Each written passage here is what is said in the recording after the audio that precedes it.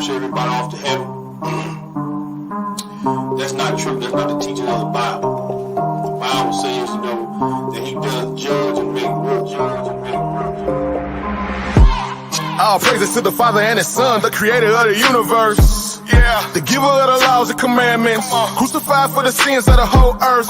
But y'all don't pay him no mind, y'all don't pay him no homage. I ain't tripping on him, y'all don't love him. Y'all too busy worshiping other guys, Christmas, Easter, Valentine. Yeah, y'all love sin. And these taxes ain't no help, they done closed up the doors to the kingdom.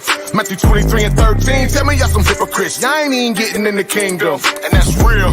I've been walking with the word, trying to get to know the word. Another word, I've been reading script. I have come to find out it's a different story when you understand the manuscript. It is false doctrines, all lies. Is it? Like going to heaven when we die. What else?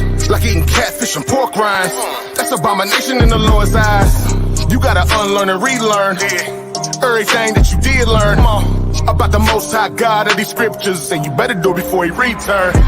Cause He ain't coming back to shake hands. Nah, kissing and hugging. No, He coming back to set the record straight. Come on, He coming back to pass judgment. Yeah, cause He ain't coming back to shake hands. He ain't kissing and hugging. No, He coming back to clear the controversy. He coming back to pass judgment. 7 trumpets, 7 vows. Right after Jacob see his trouble, it's coming. He said the whole world gon' bow. Whether you hate him or you love him, it's coming. Got a war, you ain't keeping his commandments, you gon' perish when he come back with his army and the sword. All judgment has been handed down to him from the Father, and the title has been given Lord of all lords. You've been worshiping in vain though, cause you don't really know him like you claim so. At the day of judgment, he gon' tell you he don't know you either. And to the lake of fires, where you gon' go? All you heathens and you Edomites. Yeah, Babylon gon' die that night. Talk a takeover, full overthrow. The man of sin, he gon' burn slow. What you know about blood up to the horse's bridle? He gon' call all the fowls of the air to come feast on the dead bodies, laying every word. You can read it, you been sinning, you ain't gon' be spared. I've been reading, you should get prepared. Yeah, I've been reading, baby, you should be scared.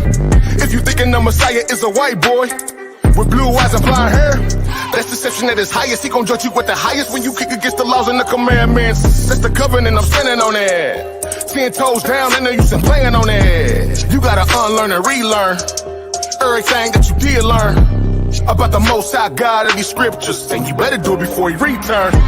Cause He ain't coming back to shake hands. Nah, kissing and hugging. No, He coming back to set the record straight. Shalom, shalom, family. How y'all doing? It's your brother Mikael J. Israel in the building. Hope everybody having a blessed and wonderful evening. But hey, we got some stuff to look into. It's about getting your house in order, getting your family on one accord, on one code. When the missiles start flying, y'all need to be on code and know how to survive. Hey, everybody else, all the other nations get prepared for World War III. Why can't we do the same? So look, I've been on the I've been in stealth mode. I've been on the Heathens channel. Listen to what they got to say. And you get a lot of good information that on their channels that you just don't hear from our own people. You know what I'm saying? Because a lot of our people ain't on what we own. They too busy twerking on TikTok and making funny videos and pranks and stuff. That's what we do with social media. That's what we do as a people. We don't. Some of us use it, to get out the information, use it for what it needs to be used for, but rest of it just foolishness from my people. So, all races got some foolishness in it, but you know what I mean. When you go on social media, you know who you normally see. Us. Acting crazy, fighting, shooting, and anything else. But anyway, look, been on the Heathens channel. Got some good information to give y'all. We're going to play this video. It's an hour long. Y'all need to pay close attention. Take you some notes, because this man going to give you some good information on how to survive. He going to tell you how the war gonna start, who gonna start it, and everything. This man is ex-military. He know his stuff. We're gonna listen to what he got to say. We're gonna take notes, and we're gonna come back after the video and talk about it. I throw the StreamYard link in the chat after the video, because we need to be preparing ourselves. Now, without further ado, We're going to get right to it. Let me share my screen. Get this video up here. All praise to the Most High. Let me go on and mute myself so before I forget.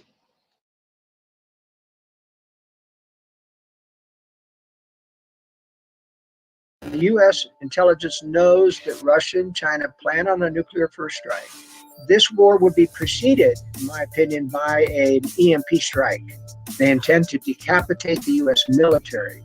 We're looking at a Mad Max scenario, a very bad situation. Store shelves are going to be empty. There's going to be no water. Russia is indeed testing the West to see if they will stop him from taking back the former Soviet states, starting with Ukraine. I'm 100% certain we'll see a nuclear war. 100%. There's no doubt in my mind.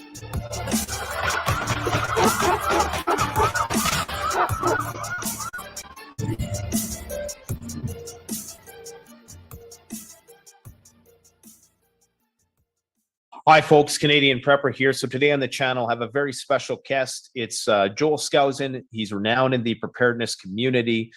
He's the author of the book Strategic Relocation, and he's here to talk all about where you should be when it all hits the fan. Now, above and beyond that, he's also a political commentator, and I would say that his macroeconomic outlook is very on point.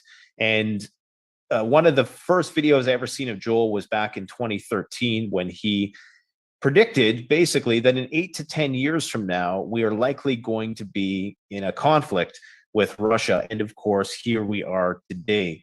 So before we started the interview, Joel was mentioning how in order for people to know where the best place to be is when it all hits the fan, you kind of need to know what you're preparing for. So I'm hoping that he's going to take this hour that we have together and explain to us, what are the threats right now that we're facing, and what is his outlook, what are his best guesses as to where this is going to go, and how we can best prepare. So, thanks for coming, Joel. Well, good to be with you, Nate.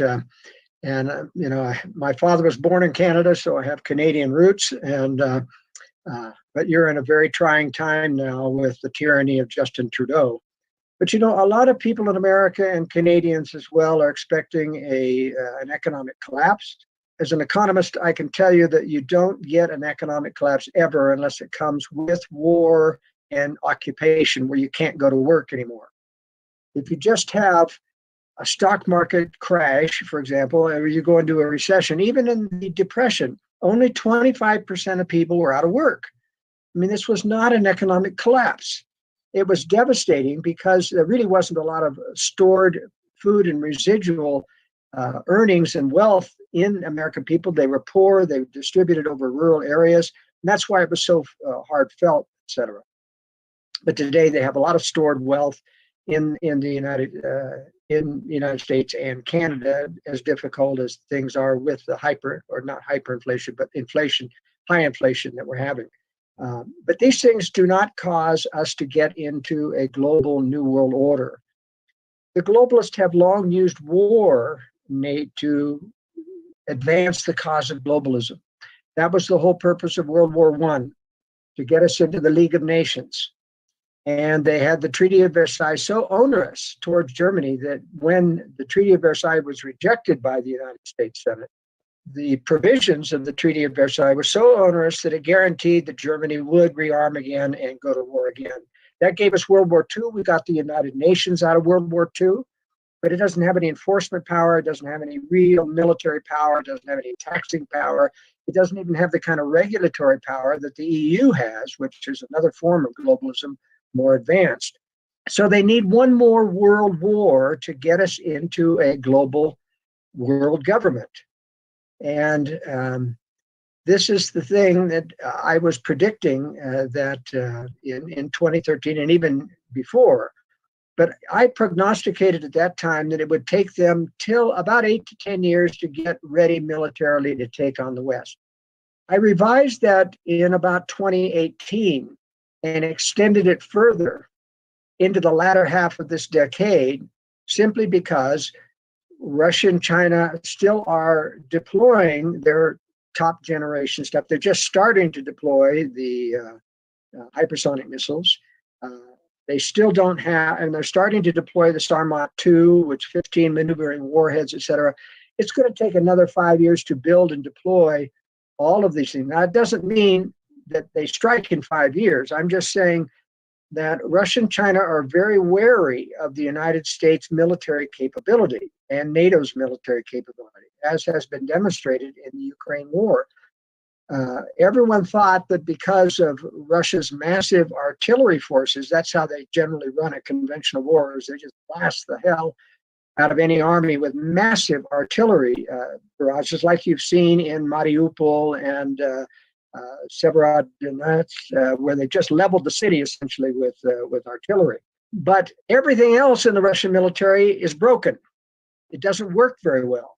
They can't do complex air-ground coordination, which they showed in their failed invasion of Kiev. You couldn't give air defense over their convoys. Their convoys were on roads, which you never do in a massive invasion. You get off the roads and disperse. They don't have good friend versus foe identification in their aircraft, for example. So that if you get into a mixed aircraft, and I'm a former Marine Corps fighter pilot, so I know this stuff. But you have to know and be able to have electronic identification of friend or foe so that you can tell who you're going to launch missiles at. And they don't have that. And so it's been very, very difficult for them to send up fighters at the same time they've got missiles in the air, at the same time they've got drones in the air. And so what they do, they put the drones up and nothing else. They put the missiles up and nothing else. Whereas the US and NATO can do very complex, coordinated strike features, which Russia cannot do. So we have, in the military, completely revised our assessment of Russia. It's no longer the big, powerful military that we thought they were. They can't hardly even take Ukraine. In fact, they can only get the Donbass so far, and it's almost at a stalemate. They can't invade Europe. You know, there's a lot of talk about Russia invading Europe or the Baltics. Well, how can they do that? I mean, Europe is huge compared to the Ukraine. If you can't invade and occupy Ukraine, how can you do Europe, let alone the United States? And so my military analysis is that, you know, where Russia is superior to the West is in nuclear throw weight in their ballistic missiles. The United States, for example, has a little over 400 Minuteman III missiles. Due to our stupid adherence to arms control treaties, we removed all 3 warheads from those and replaced it with a single warhead. Now, most Americans don't know that, and I'm sure Canadians don't know that. So the Americans have, in terms of ballistic missiles, we have 400 plus, maybe 425, because we shoot off 1 or 2 missiles every year to test them. And so we started out with 450, and now we're down closer to 400. So Americans don't realize we've only got 400 nuclear missiles to throw at Russia if they should attack us. Russia has over 3,000 warheads mounted on missiles. And now they're doing maneuvering warheads, which cannot be intercepted by our Patriot missile systems or the Aegis missile system. Our anti-ballistic missile systems have no warhead on them. They have a kinetic warhead, meaning a big lump of titanium or depleted uranium that has to make physical contact with the incoming warhead. That's impossible with the new maneuvering warheads at hypersonic speeds. And the US had about a 50% kill rate, even under the best of testing conditions of that. But you see, we are extremely vulnerable. Now, it's my opinion that Canada will not be a nuclear target of the war. Only the US military will be. But this war would be preceded, in my opinion, by an EMP strike. And because most of Canada and most of the population of Canada is within 50 to 100 miles of the US border, you're going to get the effects of that EMP strike, and your grid is going to go down as well. And so that's a very serious thing, because you see, within 3 to 5 days after the grid goes down, especially in big cities, you're going to talk about major pillaging. Store shelves are going to be empty. There's going to be no water. There's going to be no sewer. There's going to be no import of food. I even doubt if a lot of policemen are going to come to work if there's mobs roaming the street and threatening their families? Would you come to work? If there were mobs coming down the street, you'd stay and protect your family. And so I think we're looking at a Mad Max scenario, a very bad situation. And the nuclear strike that I'm anticipating follows about 15 to 20 minutes after the EMP strike. Now, an EMP strike takes about 8 or 9, even possibly 10 nuclear weapons to blanket the entire American and Canadian grid. It's not just one. So forget about Iran, forget about North Korea. It's either Russia, China, or both. But the problem that Russia has in using nuclear weapons, and a lot of armchair pundits are talking about Russia taking out a military base in Ukraine as a blackmail thing and saying, if you want more of this, then just try to fight me. But this isn't true at all. With nuclear weapons today, it's either all or none, Nate. In other words, you either launch them all and take down everything in the US and NATO inventory, or you don't do it at all. You don't throw a nuclear weapon out at the, sub-base in Scotland, for example, in the UK, or any of the bases, the submarine bases in France. Because you see, what do you do after you've done that? What do you do if the United States and NATO doesn't submit to the blackmail? And they wouldn't with only one thing. What would you do? You can't occupy. He doesn't have the military enough to occupy Ukraine, let alone all of Europe, so he can't march in with troops. And the public would demand a massive nuclear retaliation. And, 400 missiles can do a lot of damage if they're targeted at Russian military headquarters. Now, we also have about 14 nuclear submarines, but only about 5 or 6 of those are deployed at sea at any one time. And that's a weakness. But a lot of people don't realize that the warheads on those submarine-launched ballistic missiles are relatively small. They cannot penetrate hardened targets. And so they're really only good against cities, and that's not our nuclear doctrine to nuke cities.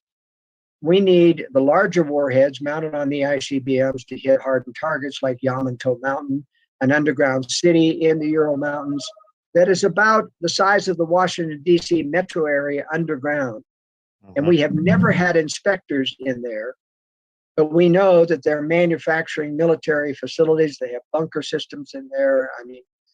Would you say the bombers are useless? Like this day and age, are they almost obsolete, or? They aren't obsolete because from a distance they can launch cruise missiles. But Russia has probably the most sophisticated anti-missile system in the S-400 and the S-500 systems. They can shoot down a lot of those cruise missiles. The warheads, if you even have a nuclear warhead on a cruise missile, is very small. Can't do a lot of damage to hardened military targets. It can take out air bases and other things if you mass enough of those.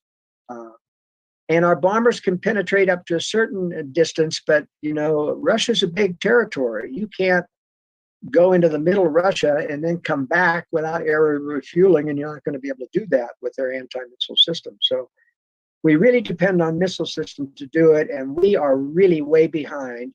The United States has a new ballistic missile on the table, which they're supposed to have by 2030. I am anticipating this world war will happen before 2030, just because the Chinese and Russians know that a new missile is coming, and they're going to want to strike before that new missile is deployed, because it will be much more sophisticated. Do you think there's a possibility that, because I'm starting to question whether or not the use of a low yield tactical nuclear weapon in Ukraine would actually elicit a major response from NATO, or would people just quickly acclimate to the idea of these low yield tactical nukes being utilized in combat? Because it seems like it's not, I'm not sure if I'm totally sold on the idea that NATO would immediately respond with the full force of their military capability with the use of one of these smaller weapons that Russia has in large amounts. What do you think about tactical nukes? Well, in the first place, no explosion in Ukraine is going to elicit a NATO response, especially if it's nuclear. Now, we're talking about a limited ballistic missile nuclear attack on one of the NATO countries. That would demand the response. You're not going to accept a nuclear strike on a base that's going to kill a lot of civilians as well without responding. That's not the case in Ukraine. Ukraine isn't even going to be allowed to join NATO. Putin, when he came to power, has decided now to start to reestablish the Soviet Union, and Ukraine is first on his list of retaking. Now, they didn't have to retake Belarus because Belarus never did give up its communist past. But they went for Ukraine because Ukraine, you see, has most of the industrial power. They've created most of the ICBMs in the Soviet days were built in Ukraine. And they gave those up. But still, it's a military industrial powerhouse that Russia wants back. And it's also the grain capital of the Soviet Union. And so they want to capture all of those things. And most of those things, by the way, are in eastern Ukraine. And so Russia has succeeded in getting most of those. I'm not sure they're going to be able to get past that. But the important thing to remember about this war is that Russia is indeed testing the West to see if they will stop him from taking back the former Soviet states, starting with Ukraine. And I'm glad, even though I'm opposed to all the globalist and neocon intervention in all of the world in the phony war on terror, and that was a phony war as well. What Americans and Canadians don't know about our own deep state and the phony wars that we've been involved in. But the deep state is, in fact, prosecuting properly with arms and ammunition this war in Ukraine because they know that we're very, very close to World War III. And I always told people in my World Affairs Brief, this is my geopolitical newsletter I put out every Friday. I told people the deep state and their controlled media will protect Russia and China and downplay the threat during the Soviet years and as China's building up. And they have been downplaying China. That's why they got all of this trade agreements with China and part of the World Trade Organization. We built their military by allowing them to gain billions of dollars in trade. We allowed China to build, and our government knew that. They need these enemies to start a World War III. And here's how they intend to get Americans into this new world order. The United States knows through their spies in Russia and China that Russia and China do not intend to do a first strike on American cities. They intend to decapitate the US military with that first strike. And in 1997, our own deep state talked President Bill Clinton into signing a completely revamped US nuclear strategy. The Reagan doctrine was to structure our nuclear forces as to win a nuclear war. They changed all of that in 1997 and restructured the military to absorb a nuclear first strike and then retaliate afterwards. Now you think about that, Nate. From a nuclear point of view, the one who launches, if you have launch on warning, you can see within 20 to 30 minutes, our satellites can tell when Russia and China are launching missiles at the United States. We can launch our missiles before their missiles arrive. And so their missiles hit empty silos, and our missiles are already in the air and hit live targets. So you see, in a launch on warning scenario, the one who launches second wins. But without launch on warning, we get decapitated. And so it's incredible. And I'll tell you, I went on Art Bell, and just after that had happened, and I was telling about PDD 60, and he didn't believe me. So I pulled it up on the Arms Control Today website. Now, PDD 60 is Presidential Decision Directive 60. It's still top secret. But because the Washington Post came out and said, oh no, it's all right, don't worry, we can still launch on warning, Arms Control Today, who helped write it, as big disarmament experts that they are, they came out and said, oh no, you can't launch on warning. And so they revealed in an article by Craig Cernillo, November 1997, armscontroltoday.org, it's still in the archives, you can still read it. He said, no, you can't launch on warning. The order says that American missile forces have to absorb the nuclear first strike and then retaliate as a gesture of goodwill to the Soviet Union that we are not a threat. Now, it's interesting that, how should I say, one of the prominent disarmament experts, Bruce Blair, came out about 6 months ago and said, you know what we need to do with the Biden administration is to revamp our nuclear doctrine to stop launch on warning.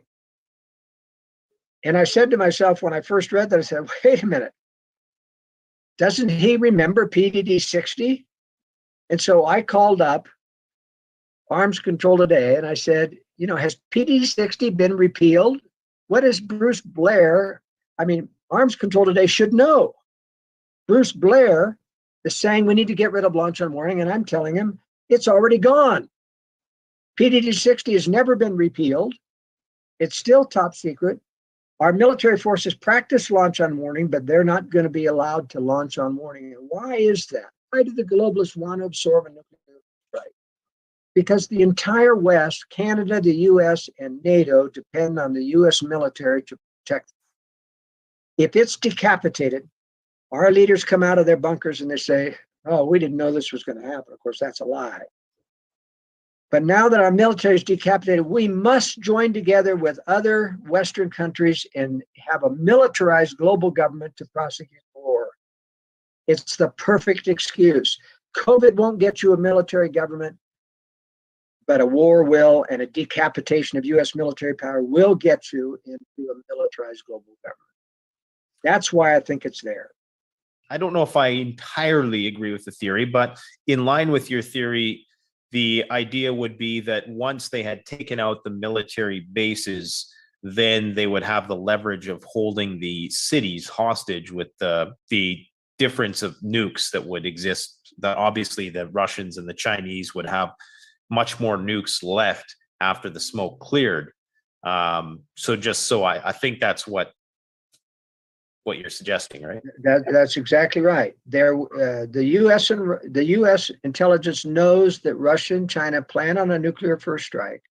They know that they plan to hit military targets, not civilian targets, and they're going to use blackmail to get us to succumb and give them control over a new world order. Mm-hmm. You know, a lot of stupid conservatives in the United States who are anti-globalist, which is good, think that anything the globalists are against, like in the war on terror, they correctly said Iraq was not our enemy. They correctly said Afghanistan was not our enemy. We made them the enemy. And so they incorrectly now state, and Ron Paul, a good friend of mine, is one of those who says this, is that Russia and China are not our enemy. We've made them enemies because we're provoking them. Well, in fact, they are our enemies. They do intend to strike the West. It's just that libertarians and anti-globalists in the United States tend to be blind to the fact that there are real enemies out there. Now, I'm as anti-globalist as anybody on this planet, but I'm also anti-Russian and anti-Chinese because I know that they're planning on striking the West. Now, here's the question for you, Nate. Why would our globalist government absorb a nuclear first strike? How could they win a war if they did absorb a nuclear first strike? How could they prosecute the war? Because it would take time to regroup under a military. All right, now pay attention what he about to say. And remember what Donald Trump did when he was in office. Now pay attention. I'm gonna see if somebody know in the chat. When he say what he gonna say, for the 100, if you remember Trump starting this other branch of government. I'm gonna give you a hint, another branch of government. All right, pay attention. A new world order. Well, I think part of the answer is the fact that I think we have weaponized space. One of the former defense secretaries under Ronald Reagan spoke at a closed session of one of the big accounting firms. And he said this to the session, and it was leaked out later. He said, you'd be surprised how much money is going to space that isn't on the budget. He said there's $20 trillion going into space that isn't on the budget. $20 trillion. Now, everything that's going into space that we know about, GPS satellites, surveillance satellites, all of those things are on the budget. If there's 20 additional trillion going into space, it means those are anti-ballistic missiles, I think, that are there so that the US can say or thumb their nose at the blackmail and say, no, we're not going to accept your blackmail. And then they can shoot down any weapon that China and Russia tries to launch on cities after that first military strike, because space-based weapons can hit those missiles in their boost phase before they launch their warheads. You see, you can't stop the warheads. We don't have the wherewithal to do that. But you can hit the missile as it is its slowest apex so that you can actually stop any future nuclear attack on America and give us time to rebuild under a nuclear war, a new world order. And that's why I think that's how I think we lose our liberty. And Canada will get into it just like the United States. It's not just the US. You're suggesting that they would use this as an opportunity to impose some kind of martial law or something like that? Well, there will be martial law when there's an EMP strike and a nuclear strike on U.S. military targets. I mean, guaranteed. If there's no electricity, there's no order, and there's a Mad Max pillaging, you're going to have martial law. And so you don't want to have to relocate for safety if you wait until that EMP strike hit. In the first place, all the freeways and the roads are going to be clogged with people trying to get out of the cities. It's going to be too late. You have to have advance notice. And, even if it's the 20 minutes when you see all the lights go out with an EMP strike, there's going to be nuclear strikes on American military targets within 20 minutes. Start getting out now. You've got to have prepared places to go to, of course, to be able to, properly defend yourself.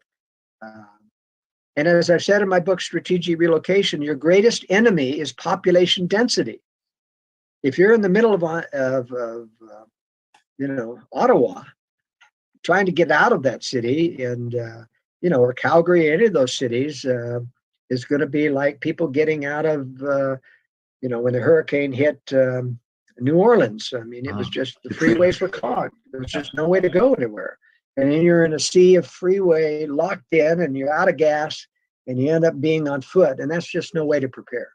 So what are some considerations for people on the topic of strategic relocation? Like, what are some of the fundamental principles? You talked about population density.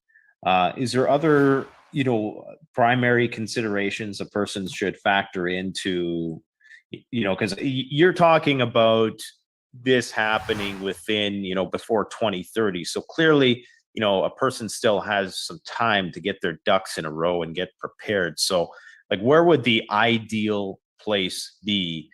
And we know that all locations have pros and cons. Like, some places, it's tropical, but there's hurricanes and, there's lots of people. California, the weather's great, but there's so many people. You come up here, there's low population density, but there's not much food and there's a short growing season. So where does a person go in this kind of situation? And of course, there's other things to consider, like I'm sure you're going to talk about with military targets and this and that. So, well, in my book, Strategic Relocation, it's North American Guide to Safe Places, and I do cover all of Canada as well. And so in the Canadian section, I do list all the potential nuclear targets. Now, there are some significant military bases. I don't think they have to be taken out, except for the fact that the U.S. might want to use them if their bases are taken out. And so because there are, some Air Force bases with long runways and things, those might be cratered. There might be some military attack. There are no Canadian ICBM targets to hit, but, you have in Montana and North Dakota, just across the border, huge amounts, hundreds of ICBM targets that will be hit with 2 to 3 nuclear weapons each just to assure a kill. So there's going to be a massive amount of fallout if the wind is coming from the southwest, like prior to a cold front, then you're going to get fallout in Canada. And so here are some of the criteria that you need to understand, I think, in terms of relocation. Number one, you got to prepare to get out of the cities.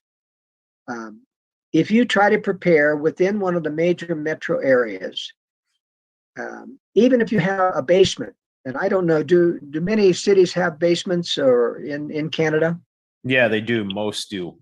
Yeah. Okay, that's good, because there are places in the United States like Texas and things with this hard pan soil that they just don't do basements, and they don't do basements in California. They do in a lot of the good survival areas like Idaho, Utah, Montana, and Wyoming, and the Midwest. But basements are very, very important because you have to have, I think, because of this, it's going to be a nuclear war. And fallout tends to go from west to east. Everyone's going to have some risk at fallout. And unless you're right on the coast of British Columbia, where there's no nuclear targets except clear out in Japan, you may not need a nuclear fallout shelter. But in my book, The Secure Home, I talk about how to secure yourself in a shelter. It's not just fallout. You need a place to hide yourself, your food storage, your weapons, your ammunition. Now in Canada, you don't have much opportunity to have weapons and ammunition. You do have some, in hunting and things, and you want to take advantage of that while you can to stockpile as much as you can about that. Because in a Mad Max scenario, your first strategy is to get out of the way. If there's a mob of people coming down the street, or even if you're in a rural area coming down the road, they're just starving people. You don't want to shoot people because they're starving. You want to just get out of the way. And that takes basement space with concealed entrances so that you can't find you. They can come in, you leave the doors open so they don't break open everything. They steal little things you leave left in the cupboards, and then they move on. That's one of the best strategies. But ultimately, people will have to deal with point threats. That is, dedicated bad people that come up in a pickup truck, and they're going to pillage and rape and kill people. Those people you want to be prepared to defend yourself against if you have to. That's one of the major disadvantages of Canada, though, is the restrictions against weapons. And it's very, very sad, because now they're even talking about, confiscating what weapons that you have. And I feel certain that you're going to have a total gun confiscation like they have in Australia fairly soon in Canada. Yeah, it's possible. Because of the big game we have up here, it will be hard for them to justify a full gun ban, but I think they will make a case for the eradication of semi-autos. Right. And They'll just be bolt action hunting rifles, and they'll be registered, licensed, and checked. And boy, it's going to be high restricted. You talked a bit about military bases being primary targets. What about, if we are going to go into this situation, where does horticulture fit in to all this? Are you encouraging people to stockpile stuff more than regenerate, or should that be a part of people's plan to have to grow their own food? I believe they do, and I myself lived that life. We started a family farm. We have a full range of animals, crops, and other things that we do. We're almost totally self-sufficient with our fuel supplies and generators and solar systems and other things like that. But I just spoke at the Exit and Build conference in Texas, which is about self-sufficiency and self-sufficient communities, where you learn to share. And I am not a big fan, by the way, of survival communities. They almost always break apart because of infighting. One or two people have more money than the rest, and they run out of funds, and they want them to pay for everything, and they want you to fund things. It just is a mess when you live with common property and you try these sharing relationships. What I find works best is, first of all, let me just say, everyone who can should develop a rural farm retreat if you can. That's the best place, is to get rural where you can grow. And I say that because let's suppose you have a nice suburban house in Calgary. Sure, you got a garden in the backyard, you may have enough room, etc. But I'll tell you, everybody's going to be starving with no electricity, and no food's going to be shipped in from BC or California or anywhere else. And those tomatoes that you're growing in the backyard are going to be picked clean before they're even green. So you want to get rural enough that you can grow with some anonymity where you can get away. And that's why I say specifically, even though some territories in Canada are better than others, you want to look for a micro location that meets these criteria. First of all, you kind of want to be off a major paved road. You don't want to be on a busy secondary road or visible from it, because that's where refugees will flow. And if your house is visible, when they're hungry or they're out of food, they're going to come to your house. So you want to get off the paved roads, long driveways, into the woods, etc., so that you're not visible. You're not the first house that they're going to see. You want to make sure you have basement space. You want to try to get independent water, have a well. Even if you've got access to county or city water, try to get a well or a cistern. Or if you don't have a well, I believe in underground buried cisterns, whereby you can fill up 1,500 gallons and you have a pipe that comes into your basement from that with a pump on it, and you can pressurize your own plumbing system with that cistern water. You know, the plumbing codes doesn't allow a mixing of two different water systems, but you can still do it on the sly, you know, if you do it yourself. A lot of those things are covered in my book, The Secure Home. And even though I don't ship to Canada because of the Canadian problems, people can get PDF copies electronically of all of those on my website, joelskousen.com. And they're half price for the PDF version of all my books. Yeah, we'll post links to those in the description for sure. One of the things that I'm hearing here is, you know, getting a place for retreat. So obviously, a lot of people are going to have obligations in the city. You know, they can't just uproot their lives. I mean, there's, what is it, like 80% of people are urban, probably even more than that nowadays. So I'm sure a lot of my viewers, you know, they're apartment dwellers. You know, even myself, you know, I got to be in and around a city as well.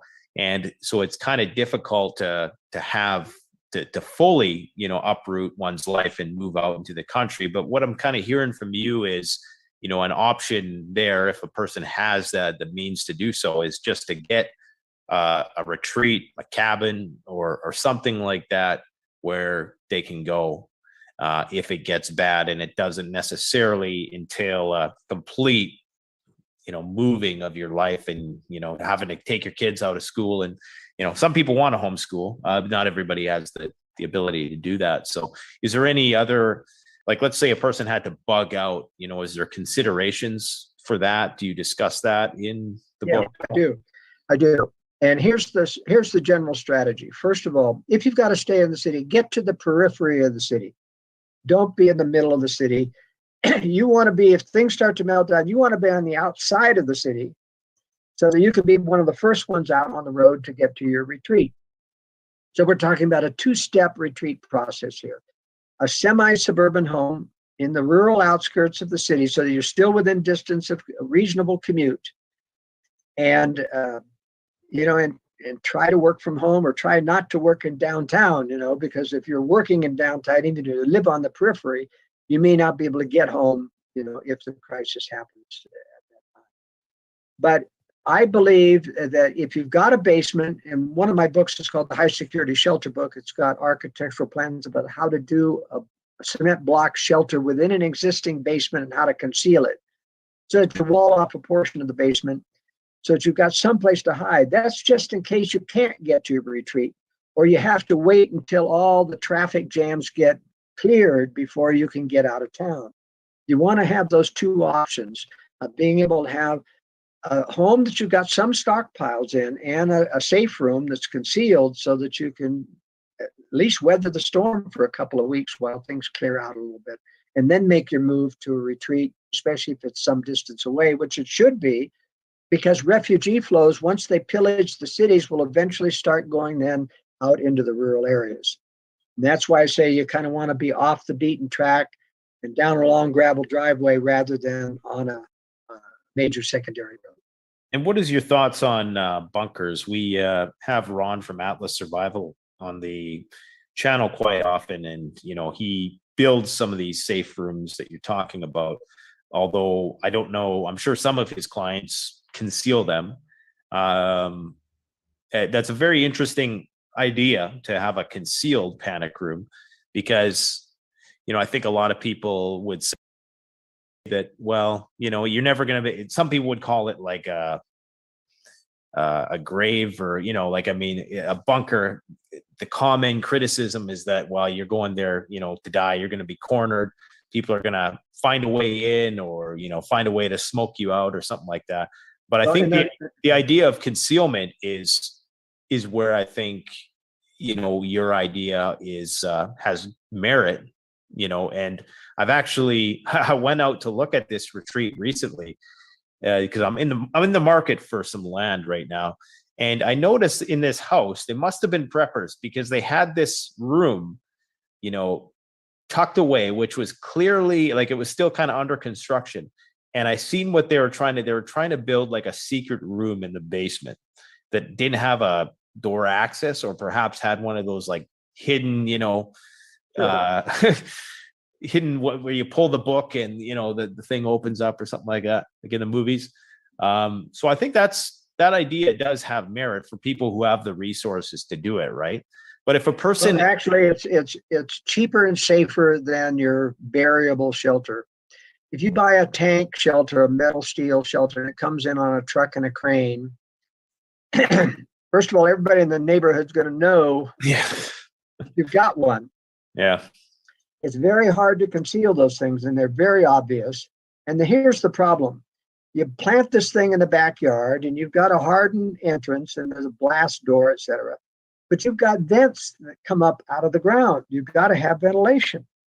And those can be sabotaged, you see. And if everyone knows there, what happens if you go out to get into your bunker and suddenly you got 15 neighbors camped around the entrance? How do you get in? And that's why I say if you use one of those things, then put a building on top. And better yet, connect the building to your garage or something so that you don't have to go outside to get into your shelter. And if you do all of that, it's actually better to build a basement and put the building on the basement. Then you get stand-up height. You get more room for your money on basement space than you do in a round circular tank shelter where everything has to be custom fit to those curved surfaces. And it's even better when we do remodeling design, for example, we add on to a garage and a garage is an ideal place to put a safe room because no one expects there to be a basement below the garage. And so you build a reinforced ceiling of concrete over the shelter, and that becomes your garage floor. And that gives you radiation protection, but nobody thinks of there being a basement under a garage. And so it's a very good concealment technique. And is that compliant with codes in a lot of places to actually build under the garage? Yeah. Well, let me put it this way. There's no code for a fallout shelter. Every room that's habitable, they want windows and ventilation and doors, and you can't have that in a shelter. So what you do, you design it simply as storage space. That's legal. Okay, and it's even legal to have ventilation in storage space. It's even legal to have a drain that eventually you can put a toilet on and other types of things later. But you see what you do, you design just a concrete basement with drains and ventilation under a garage. And, the ceiling has to be engineered so that it withstands the weight of the cars, et cetera, and the span they have. And then you fill it in later. After you get your building permit, your occupancy permit, then you fill it out. You put in your bathrooms and your sleeping rooms. And there's a lot to designing a safe room in a shelter, for example. People don't think about the fact that you need at least 2 separate sleeping areas. Because if you have people coming into the shelter with bratty kids that are whining and crying, they're going to drive everybody crazy. You want to be able to put them away in a room that's soundproof, that they don't destroy everybody's goodwill. Or if somebody's sick and vomiting, et cetera, you want to put them in a sick room where they, you got to think those things through when you're doing a safe room. You can't just have 20 people in one big room trying to sleep on the floor. It's just people gets on the nerves. You got to have obviously self-sufficient electricity inside a safe room. You got to have your own batteries, your own inverter. You don't have to even have solar panels to recharge it. You can get batteries now, lithium ion phosphate batteries that'll last you months without having to recharge, enough to keep your ventilation and lighting and cooking going on. You make a good point about, psychological well-being and how quickly people will break under those conditions, especially obviously if it's a stressful as a scenario as we're talking about, on top of it, having to live in close quarters with people. I don't know if you've ever been in a submarine. I mean, I haven't, but from what I hear, it can be, quite the experience that a person needs to condition themselves for. And, making that space for the psychological breathing room for people, I think has a lot of merit, even if it's just a simple wall dividing, one from the other, like you're saying, out of sight, out of mind, because one person can quickly have a lot of influence over the rest of the group and, and cause a lot of tension. And boy, I'll tell you, nerves can fray and other things, especially if people get sick. If they come into a shelter and they've been exposed to some radiation, not enough to kill them, but they're going to get sick, you're really talking some difficult situations that you have to be prepared for. Now, I don't want to scare people to say, it's just futile. Why try? The point is, in a nuclear war, look at Hiroshima and Nagasaki. 50% of people lived. They wish they were dead, but they lived. They got sick. They didn't die, even though they wanted to die. And that's what you have to realize. In a nuclear war, you may just say, well, we're all going to die. No, that isn't true. You're just going to get sick and wish you were dead. It's just like a city. A lot of people say, well, I can't leave the city. Well, let me tell you this. When an EMP strike's coming, you're going to be leaving the city under very duress conditions. All right. You're going to be leaving city in a panic. You may be leaving with only the clothes on your back. So what's more difficult? Leaving now or preparing or getting another job, or, as difficult as all that may be, it's imminently easier than waiting until this strike comes and then having to flee and become a refugee like everyone else. Do you see what I'm saying? And I guess it's a gamble, right? Because there's no guarantees that it's going to happen, but you're saying that you think the likelihood, and, I definitely take what you're saying seriously, because, you made that prediction in 2013, which, that's not to say that, everybody's going to make a accurate prediction each time, but, it's a gamble, right? Preparedness is like insurance. It's a gamble. So there's some level of preparedness that some people might say, well, that's a little over the top, and then there's another level of preparedness, which is just common sense. But you're pretty certain that the only outcome of this global power struggle is going to be a conflict, a nuclear war. In fact, I'm 100% certain we'll see a nuclear war. 100%. There's no doubt in my mind. And the reason is, you look at what Russia and China are building. They don't build those weapons for nothing. Those are not defensive weapons. Those are all offensive weapons. And in another 5 years, China will have as many weapons as Russia has, just like their military is bigger than our military right now. Now, one of the reasons why Russia will not attack over the Ukraine issue is he has to wait till China is ready and they both attack. Because you see, China's got the manpower to occupy that Russia does not. And I think the trigger event for World War III will be in Korea, not Ukraine, not Taiwan. We don't have any troops in Taiwan. If they take Taiwan, we'll beat our chest and condemn them for it. And we can't even do sanctions to China because 80% of our consumer goods come from China. So you see, they're sanction proof. But I'll tell you, if North Korea invades South Korea, we have 47,000 troops there, and we have to militarily intervene. And we'll probably have to use tactical nukes because North Korea has 1 million troops and South Korea has 50,000 and we've got 47,000. And you can't stop 1 million-man invasion and 60,000 artillery tubes shooting artillery rounds into Seoul without tactical nuclear weapons. And that would give China an excuse to say, you started it, and nuke the US military. That's what I foresee as the likely trigger event. So if you see a war in North Korea start, you may have 2 to 3 weeks before we see World War III.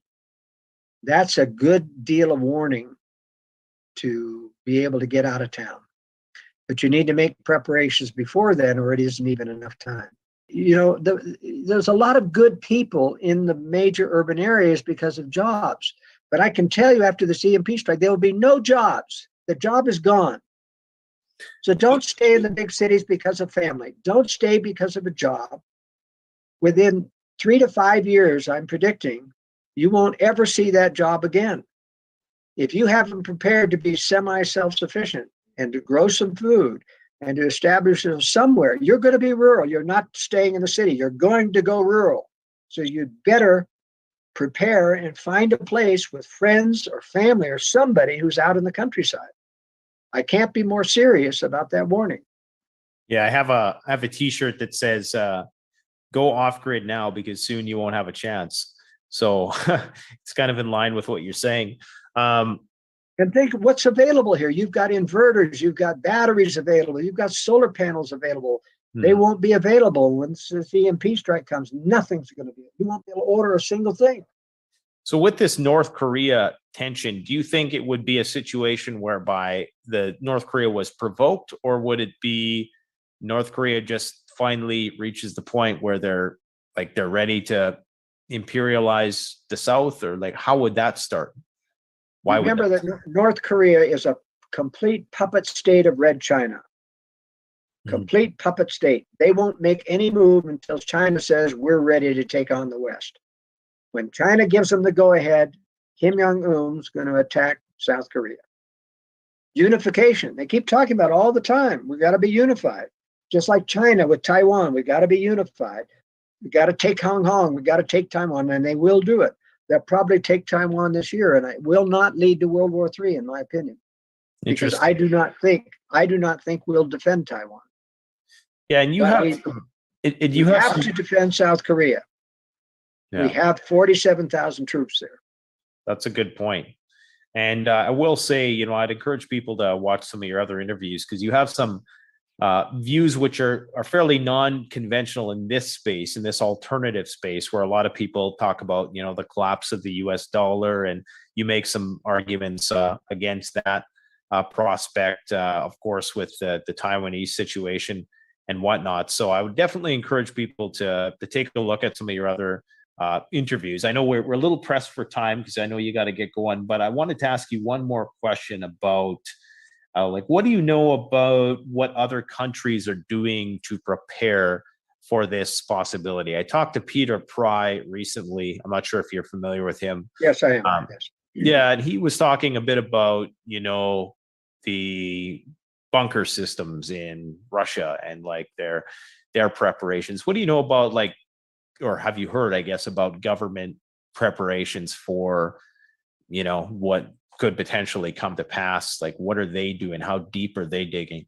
Well, the United States government is preparing more than any other government in terms of deep underground bunker systems, new bunker systems. We know about Mount Weather and all the other, but so do the Russians, and they know those things are going to get plastered. They have new bunker systems under high-rise buildings in Washington, D.C., enough for all of the congressmen and their families, etc. They have new bunker systems out in Utah. They have new bunker systems out in Colorado that the government, the Russians hopefully don't know about. But believe me, they know this is coming. And that's why they're preparing. And that's why people who retire from the FBI and the CIA, what are they doing?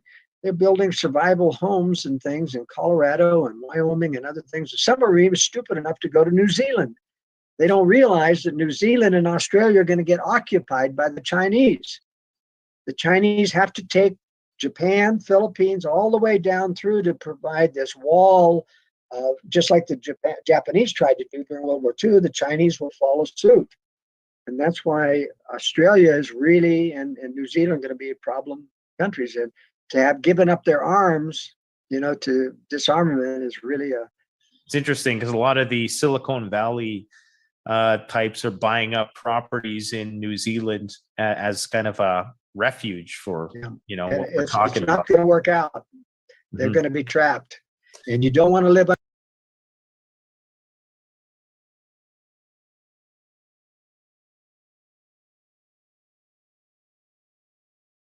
under Chinese occupation. Well, that might be why a lot of these Silicon Valley guys are trying to stay in China's good books, because they know the writings on the wall. It won't work. I'll tell you, the Chinese. I covered in my World Affairs brief the speech of General Hao Tian, the former defense minister, and he said this was a leaked speech to the Epoch Times, who were anti-communist Chinese, and he said, we're not going to be easy on the West like Hitler was. We're going to be ruthless. Anybody who thinks that they're going to be treated nicely by the Chinese, like Trudeau, and is inviting Chinese military, to come and do operations in Canada, he's going to be the first one eliminated. Well, let's hope everything works out. Let's hope it doesn't happen. I'm praying you're wrong, Joel. I'm praying you're wrong. Let me just say one other thing, Nate. My experience with Trump in the United States. Now, Trump had good intentions. He really wants to make a better country, but he is clueless about how to determine who's deep state and who isn't. That's why he just couldn't drain the swamp. But I'll tell you, as a survival expert, I can tell you, if you give people any hope at all that it's not going to come, they will not prepare.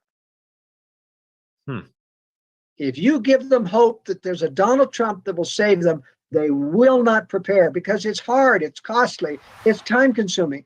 They're always looking for an excuse. They're looking for hope that it won't happen.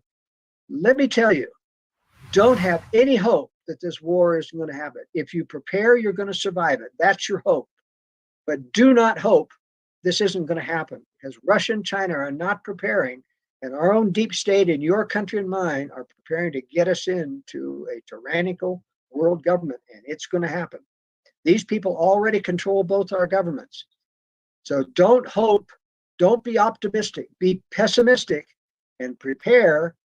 My brother always said it pays to be a pessimist, because if you're wrong, everything's fine. But if you're right, you're prepared.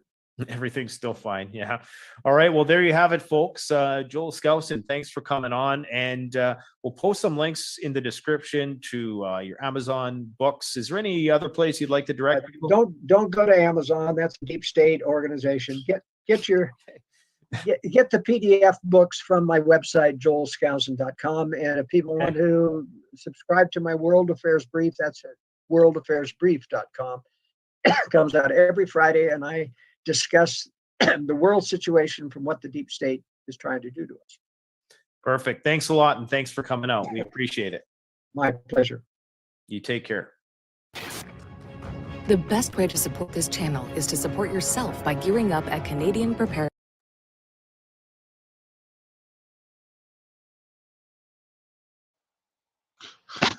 All right, brothers and sisters. That's right, child of light. We gonna survive if the Most High allow us to survive. But that don't mean we sit on our behinds and don't prepare. You know what I'm saying? Most High gonna be busy doing things he got to do to get us free. So we got to be prepared ourselves. You know what I'm saying? It's just about awareness, getting ourselves together mentally, physically. That's why I say you need to get in shape. You know what I'm saying? You need, whatever your finances can allow, you need to prepare on getting food and water. You need to have a plan on how to get out the city if you get hit and you survive that nuclear bang. Or if you see that EMP hit your city and fry everything, you need to have a plan to get out. You know what I'm saying? That's all I'm saying. You know what I'm saying? I wouldn't be a watchman if I didn't tell y'all these things. You know what I'm saying? I got a plan, because I'm a trucker. I be out here on the road. What if I'm around? What I'm gonna do? You know what I'm saying? I ain't gonna reveal my plan, but I got a plan. You know what I'm saying? I got stuff in here already packed up, ready to hit the ground running if I can't drive this semi. I got a plan. See? You know what I'm saying? You got to know how to maneuver without your cell phone. You got to know how to maneuver, without looking at, you got to know some stuff. That's all I'm going to say. I don't want to get the channel knocked down and you violated community guidelines, miss. But yeah, you know what I'm saying? You got to start planning before it come up on you. You know what I'm saying? When it come up on you and you ain't done that, you're going to be SOL, shit out of luck. All praise to the Most High. You know what I'm saying? So if like Child of Light just said, you know, if you driving your car, it's gonna be fried. You know what I'm saying? When the EMP hit, if you got cell phones and other gadgets, it's gonna be fried. You know, yeah, you got to learn how to read conventional maps. If you ain't got a map, go get you one of the U.S. highways and stuff, so you'll know how to maneuver. You know what I'm saying? You got to know north, east, west, and south. You don't know your directions, you need to learn them now. You know what I'm saying?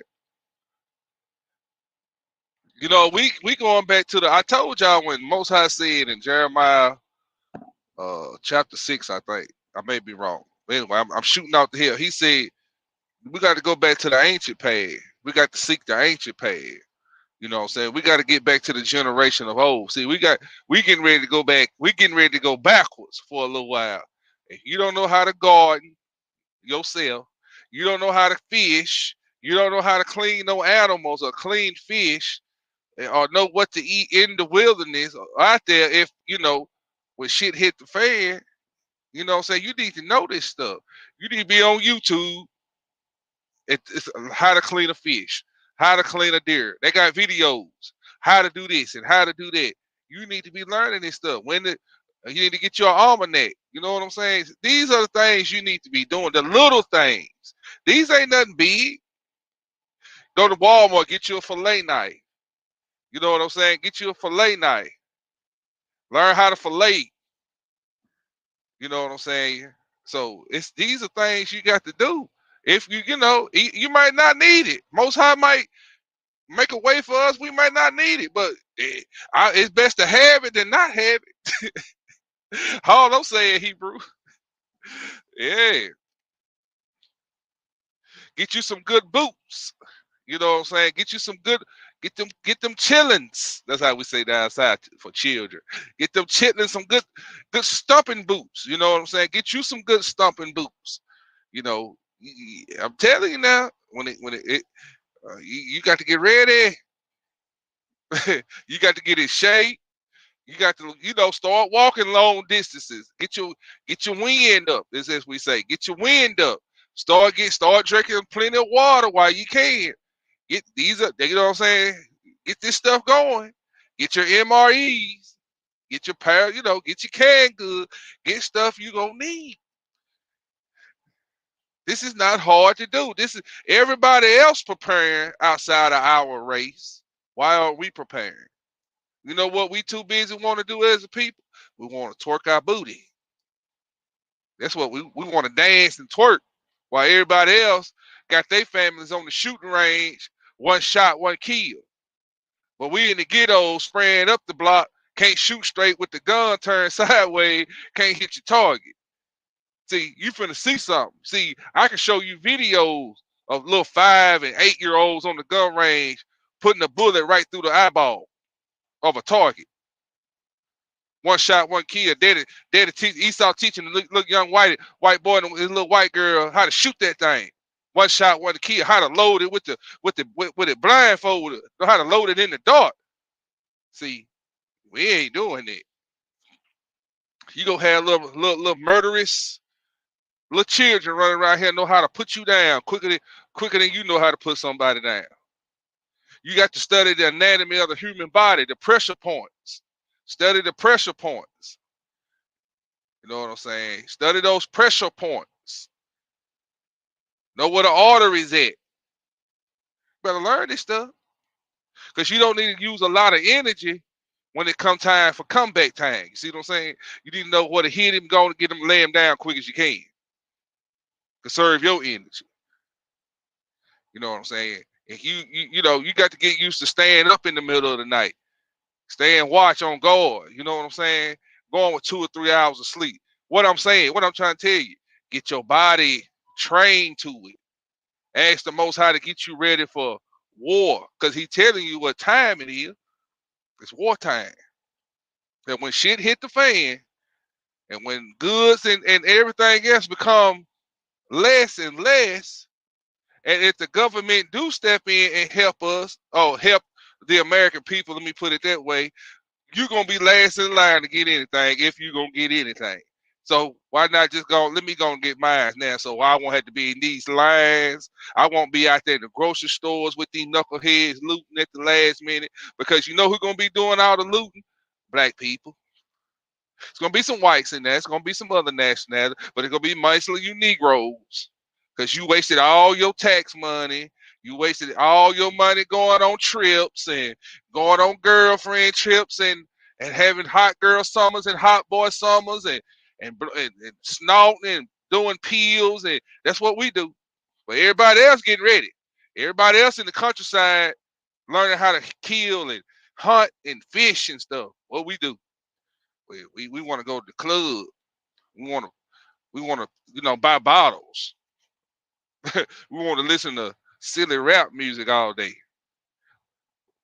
Then when shit hit the fan, it's gonna be a lot of Negroes getting laid down. Cause some of you think you just gonna come take somebody's stuff.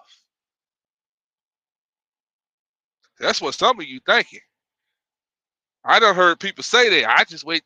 I ain't gonna do that. I ain't gonna buy nothing. I'm just gonna wait. And when it hit the fan, I'm just gonna come take somebody's stuff. No, you finna die if you try to come take mine. Real fast in a hurry. Real fast and in a hurry. Cause hey, a lot of y'all got families and stuff. If you got families that's already in the countryside, I know it's difficult. I know some of our family members are hard headed, but hey, you gotta be like, hey, look, you see what's going on out here. I'm coming to bug out over here. Just so you know. You know what I'm saying? So y'all need to get it together. Y'all need to get it together. Now let me see, can I get this other video? And this be our last video. Let me go to history. And then I'm gonna get out of here.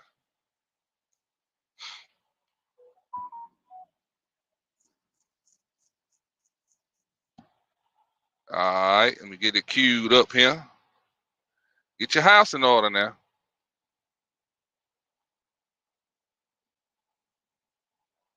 Let me get this video going.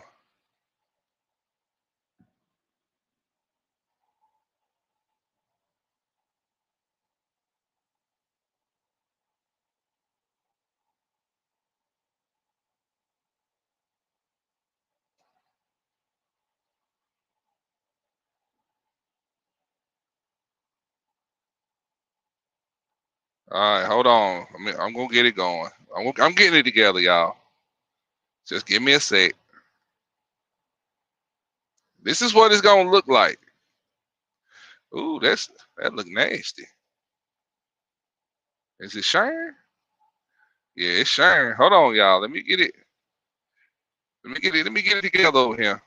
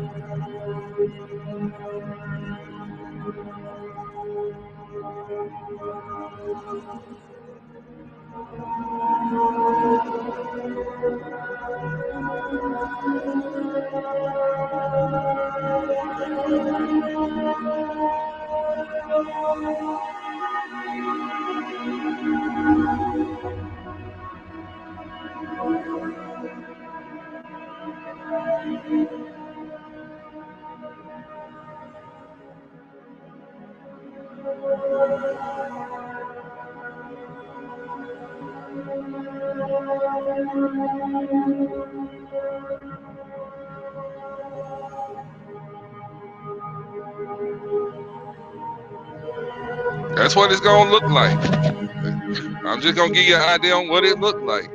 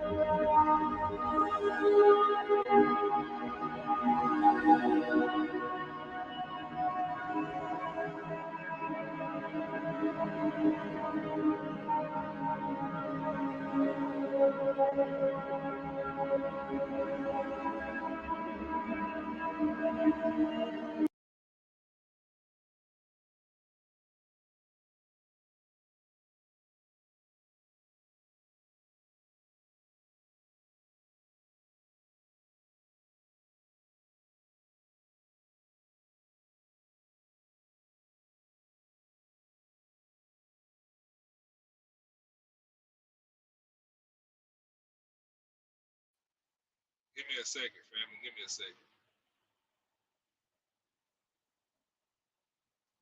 I found the better video.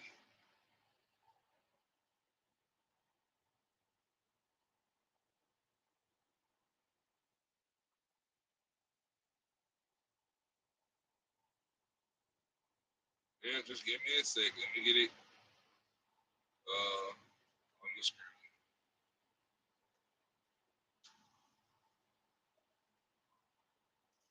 Hold on. Be patient with your brother.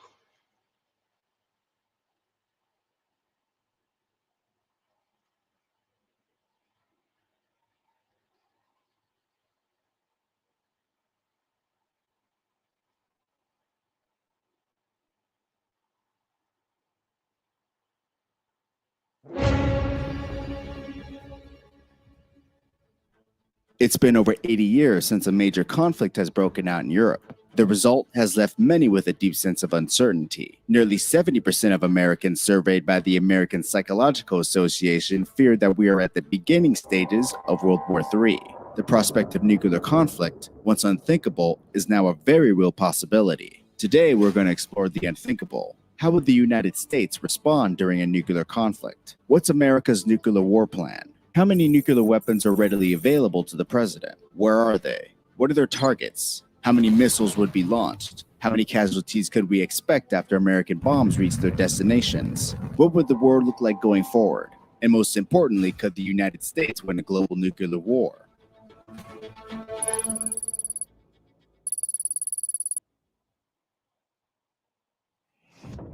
The United States operates under a nuclear triad, consisting of land-based intercontinental ballistic missiles, or ICBMs, sea-based submarines armed with submarine-launched ballistic missiles, or SLBMs, and air-based strategic bombers, carrying gravity bombs and air-launched nuclear cruise missiles. Now let's take a look at each part of America's triad and its weapon delivery systems. The first and most well-known part of America's nuclear triad is its land-based intercontinental ballistic missiles, or ICBMs. The U.S. has 400 LGM-30 Minuteman III ICBMs that are launched via silos.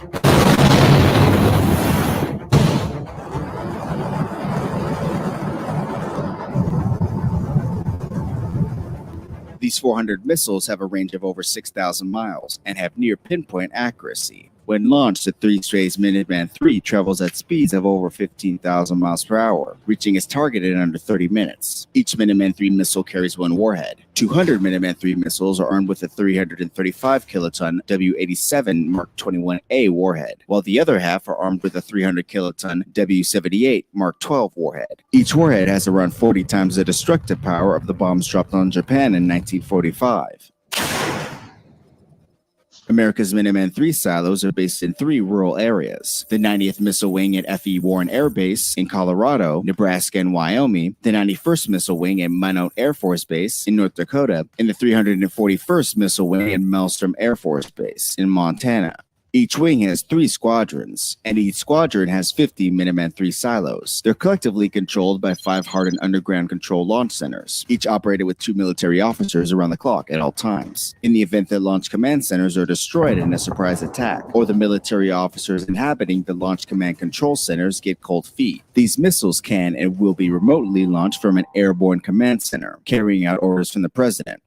As with all things, there are advantages and disadvantages of the silo-based Minuteman III. Its primary advantage is that these 400 missiles make the most responsive leg of the nuclear triad. America's land-based ICBM force has remained on continuous around-the-clock 24/7 alert since 1959. They can be quickly launched in less than 5 minutes. America's silo-based ICBMs offer a strategic advantage as well. Due to their remote launch capability, an effective nuclear attack against America's Minuteman III silos will require at least 400 warheads, or one bomb aimed at each silo, forcing the enemy to use and deplete a considerable amount of their nuclear arsenal. But this strategic advantage also highlights the Minuteman III's disadvantages. America's land-based Minuteman IIIs are inherently vulnerable, as their location is commonly known, and therefore silos can and will be easily targeted. As a result, in the event of a large-scale attack, the president would be put in a sticky situation. He or she would have to either use these 400 missiles or lose them, forcing a large-scale retaliatory attack in response to perceived incoming warheads targeting American silos. With enemy missiles already in flight, the leader of the free world would only have 15 minutes to decide.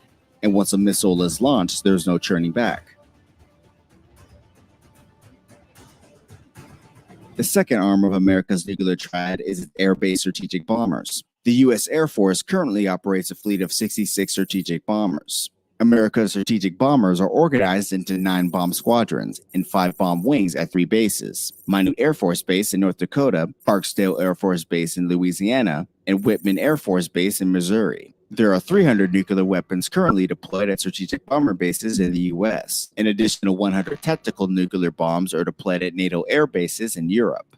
America's bomber fleet consists of 46 B-52 Stratofortress bombers and 20 B-2 stealth bombers. The B-2 stealth bomber can carry up to 16 1,200 kiloton nuclear gravity bombs. Each gravity bomb contains a massive payload of 150 times the destructive power of the bomb dropped on Hiroshima.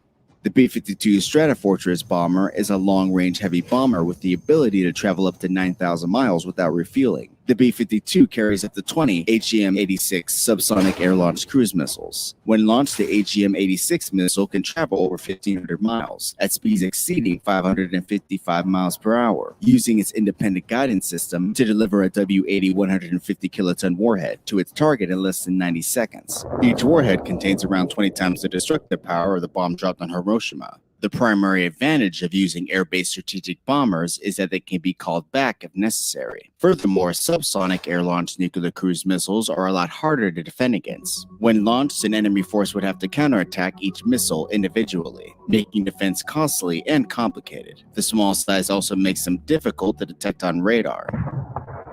The primary disadvantage of strategic bombers is their response time. They take a lot longer to get in the air, and if air bases aren't on high alert, or if planes aren't already in flight, there's a high probability of them being destroyed in an initial surprise attack. This is particularly true for bomber bases located in Europe.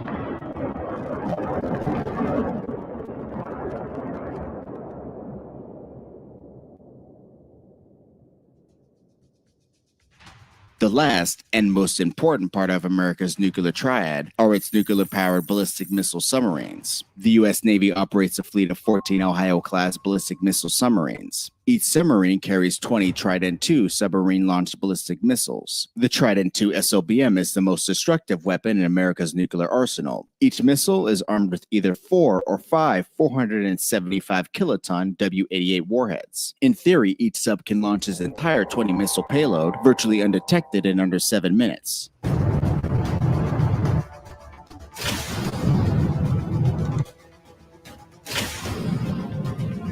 When launched, the three-stage Trident II travels at speeds of over 18,000 miles per hour, has a range of over 7,500 miles, and typically reaches its target or targets in around 15 minutes. Each warhead is guided by a multiple independently targetable reentry vehicle, or MIRV, allowing a single Trident II missile to deliver up to 5 warheads to 5 separate targets. Just one Trident II missile alone, armed with 5 warheads, has 154 times the destructive power of the bomb dropped on Hiroshima. Overall, the US has around 70% of all of its warheads on submarines, and with good reason.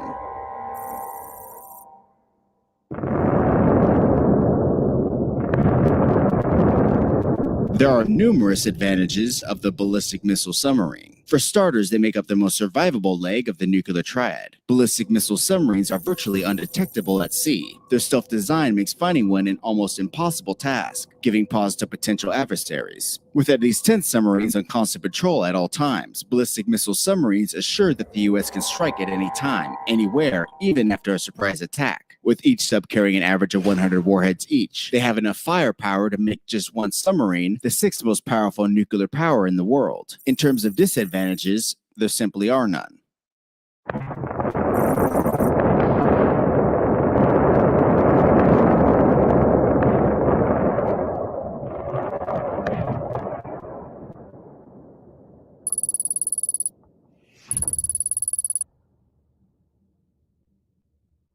When people imagine a nuclear war, the first thing that comes to mind is large cities like Los Angeles and Moscow being incinerated in a blaze of nuclear hellfire. While this would definitely be a likely outcome, the reality is that around 70% of the 1,800 nuclear warheads currently deployed by the United States aren't aimed at large cities, but instead at an enemy country's nuclear forces. To better understand this, we first need to take a look at America's current strategic nuclear war plan, also known as the Single Integrated Operational Plan, or SIOP.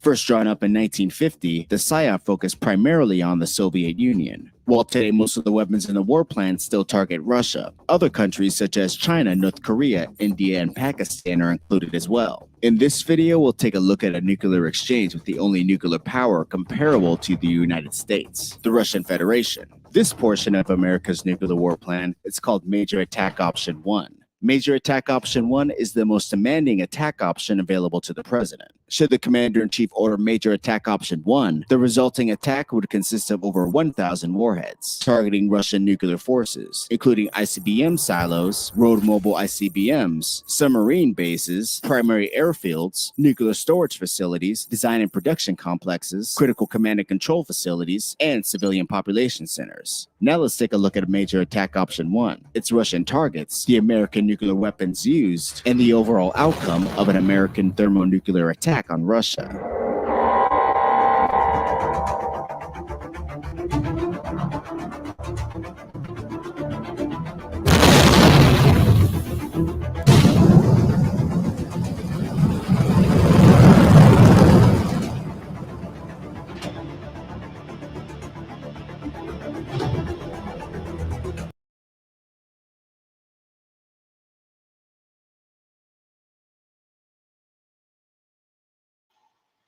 Hey, it give you an idea what it gonna look like.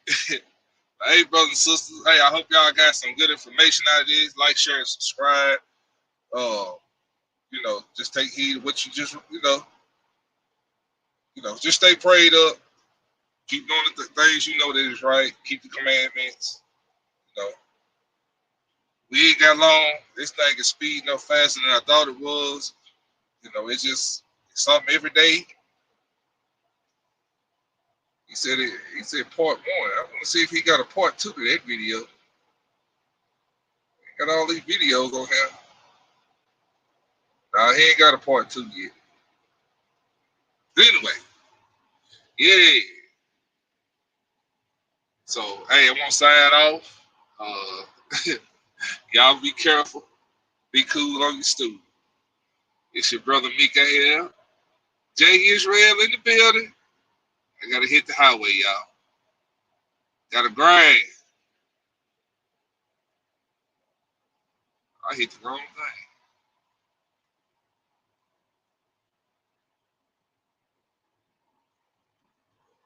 thing. Kingdom over everything.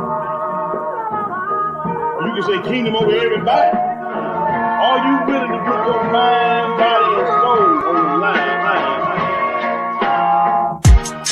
Call this kingdom over everything. I'm about my Abba's business, for I be my wedding ring. Married to the gospel and I'm faithful, never giving up. That's word to the chief. My belief in the spiritual.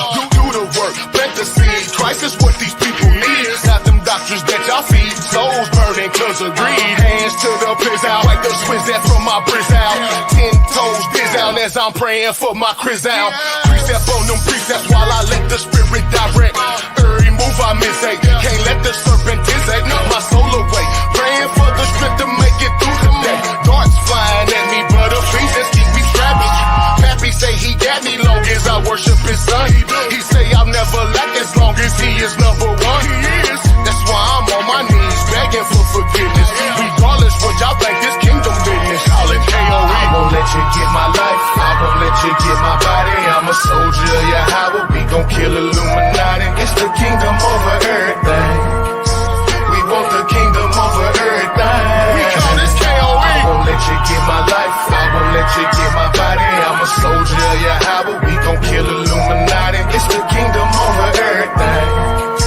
We want the kingdom over everything. We call this KOE. Got the spirit of Moses up against Janus and Jambres, exposing the lies. That's why these preachers